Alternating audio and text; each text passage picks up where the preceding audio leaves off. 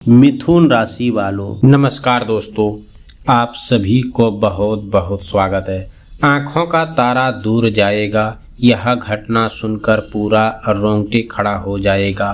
लेकिन इस खबर को बिल्कुल हल्के में मत लेना, क्योंकि जो बात अब सामने आने वाली है वह आपके घर परिवार से लेकर आपके धन, रिश्ते और आसपास के लोगों तक कई ऐसी चीज़ें और इशारा करती है जिन्हें आपने शायद पहले कभी नज़र से नहीं देखा होगा।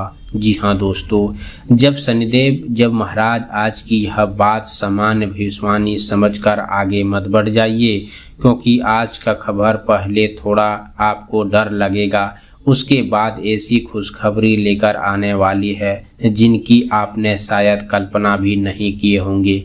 सबसे पहले उन खबर को समझाना जरूरी है दोस्तों, क्योंकि कई बार जीवन में अचानक आने वाली छोटी छोटी घटनाएं हमें सावधान करने का काम करती है। अगर घर में बिना किसी कारण बेचैनी बढ़ रही है, रात के समय बार बार नींद टूट रही है, किसी अपने के व्यवहार में अचानक बदलाव दिखाई दे रहा है, छोटी छोटी सी बात पर विवाद होने लगा है, घर का वातावरण पहले जैसा शांत नहीं लग रहा है, ऐसा महसूस हो रहा है कि कोई बात भीतर ही भीतर आपको परेशान कर रही है, तो इसे नज़रअंदाज करने के बजाय अपने व्यवहार को आसपास के माहौल पर ध्यान देना चाहिए।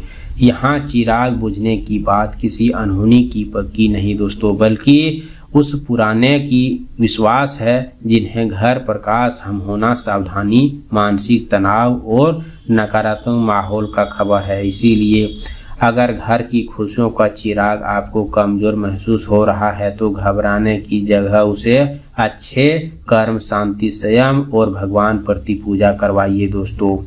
छोटे से छोटे संकेत भी ध्यान की मांग सकता है। घर में कोई वस्तु बार बार टूट रही हो, कोई काम बनते बनते रुक रहा हो, पैसे आते हुए भी टिक नहीं रहे, किसी व्यक्ति की बात बार बार मन में चोट पहुंचा रही है, या बिना कारण आपको किसी व्यक्ति से जुड़ी महसूस होने लगी, तो जल्दबाजी में किसी पर आरोप मत लगाइए। हो सकता है कि समस्या किसी व्यक्ति में नहीं बल्कि परिस्थितियां, तनाव या गलत फैसला में हो।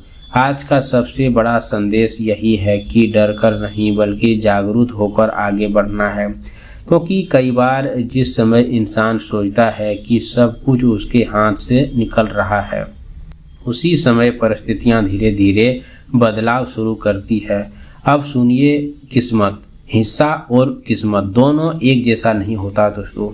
खुशखबरी लेकर आया हूँ, इसे बात का आपको ढिंढोरा नहीं पीटना है। जी हाँ दोस्तों, दोबारा संपर्क हो सकता है, रुका हुआ पैसा वापस मिलने की संभावना बन सकती है, घर में ऐसी खबर आ सकती है जिसे वातावरण अचानक हल्का महसूस होने लगे।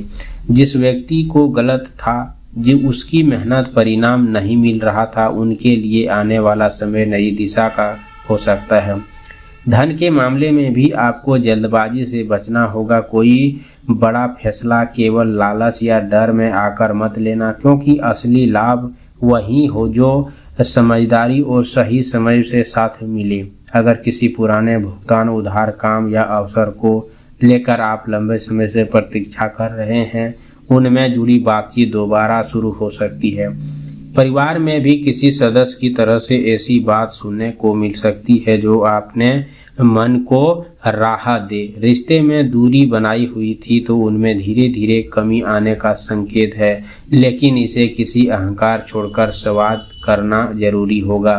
ध्यान रखिए कि आज की बात सबसे गहरा संदेश किसी चमत्कार इंतजार करना नहीं, बल्कि अपने जीवन में उन दरवाजे को पहचानना है जिन्हें आपने निराश के कारण बंद कर दिया था।